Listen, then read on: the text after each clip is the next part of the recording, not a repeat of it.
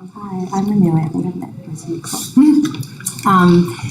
This is a new learning building for the Wangaratta District Specialist School. It's a project which merges our practices interests in education with designing spaces for people with varied abilities. The school is a public school. It's a specialist school that caters for students with mild to severe intellectual and physical disabilities from ages 5 to 18. It's located in Wangaratta, not far from the New South Wales border, and on Yorta Yorta country. So, as you can see, the site is in quite a residential area. The existing school site is highlighted in red here, and it neighbours another school to the north. And the specialist school enrolment numbers had been steadily increasing, which meant that as part of this project, the borders between the two schools were realigned to something like this, where our building sits. In terms of the existing campus, it was definitely in need of some love. The large majority of existing learning spaces on the school, as highlighted here, are relocatable or portable buildings. I guess the school had very little idea of what kind of facility could meet their needs, just because they'd never had the chance to sort of think about it. As I said, the campus was in real need of love. This is the current school entrance. So this was a staged master plan that was completed by another architect, which we inherited, which essentially shows both schools being completely rebuilt over time. And our project was the first new learning building.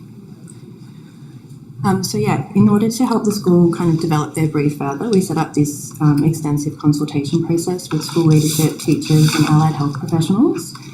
As part of the process, we conducted site visits and ran numerous workshops. And I guess we came to understand with the school that 4 key types of spaces would be required. So calm and focus spaces to help with attention span and maintain focus. Social spaces, so most of the students who attend this school will not go on to any further type of study. So a big part of the focus was teaching students independent life skills, living skills and social skills. Support spaces, so things like change rooms, amenities, resources and consulting spaces.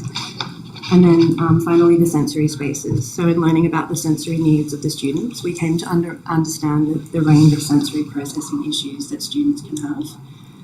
Overly sensitive students can respond very easily to sensory stimulation and find it quite overwhelming, while some undersensitive students actually seek out more stimulation, and they may have the sort of desire to constantly touch textures or enjoy the feeling of pushing their body against different surfaces. So this is the floor plan, which is based around a 3-classroom module with a central shared amenity space, and then the module is repeated and mirrored. There's a social active spine through the centre of the building, calm and focused classrooms and breakout spaces for self-regulation, support spaces and a variety of sensory spaces, some active and some more quiet and self-directed. So engaging with the diverse sensory needs of students became a key conceptual driver for our project. We began to map out the ways that we could engage with each of the senses across the building. This was quite a feat given the very tight budgets of the VSBA, so something we had to get quite creative in. So visuals, there are a series of spaces which provide visual stimulation, a dedicated sensory room with custom tubular lighting that displays different patterns and has the ability to project within the space, which is just made from everyday PVC pipes. These visual sensory nooks come off the main corridor. They're lined with soft carpet and acoustic material and have some custom light installations as well as the ability to play sound. Tactility, so we've used a wide variety of weird and wonderful tactile materials, different kinds of rubbers, timbers, mattings. There's a variety of dedicated sensory tactile walls through the building. And this idea carried on to the external fabric of the building, where we have these bands of tactile brickwork as well. The vestibular system relates to our sense of balance or spatial awareness. There's large rubber mounds that challenge students to balance on uneven ground. And then these 2 larger nooks within the corridor that also engage with bodily spatial awareness. Some students are non-verbal, so engaging with sound is therapeutic. Within the sensory room, there's the ability to engage with voice playback and other instruments and play sound in the breakout spaces. Smell, so the school already used lots of oil, but we really thought about the smell through planting selection, in particular with the sensory garden, and plants with strong smell were chosen. And then, yeah, I guess with the sense of taste, the communal kitchen located in the centre of the plan was very important for this, as well as the inclusion of a vegetable patch adjacent to the kitchen. This is the sensory garden, where we continue the approach through the range of plants chosen. So yeah, moving out of the plan, I'll talk you through the form of the building. So we started with these two mirrored modules. The roof then splits to allow for high-level southern light deep into the floor plate. And then a series of large pop-ups with north-facing windows allow light deep into the special areas of the building and act as thermal chimneys to purge hot air. The external form is then broken down to allow the building to read like a collection or village of buildings to assess with legibility. And then the fences of the breakout spaces almost read as a playful, continuous second skin around the perimeter.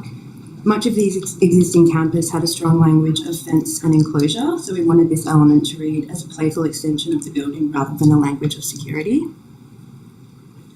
Materially, we've used a patchwork of bricks and textures to break down the idea of tactility onto the skin of the building. Here you can see the large scale of the pop-ups, the playful language of the fences. 2 minutes. External breakout spaces. This is the life skill space central to the plan of the building, so the kitchen space where students learn to cook. And how we dealt with, I guess, the idea of creating focus within the classroom, so these controlled views in and out of the corridor into the classroom spaces. And the classrooms are all individual and, yeah, have quite a sort of focused interior. The building is 100% electric, has an array of PV cells on the roof, adopts passive thermal design principles and harvests rainwater. I guess the project looks to push the aesthetics of accessibility by providing warm, engaging and playful spaces that embrace difference, while challenging the cold and clinical aesthetics often associated with spaces that provide care. Through the project, we wish to push the conversation around accessible design and advocate for design that is responsive to users with sensorial sensitivities to make outcomes more fitting and more delightful. Right.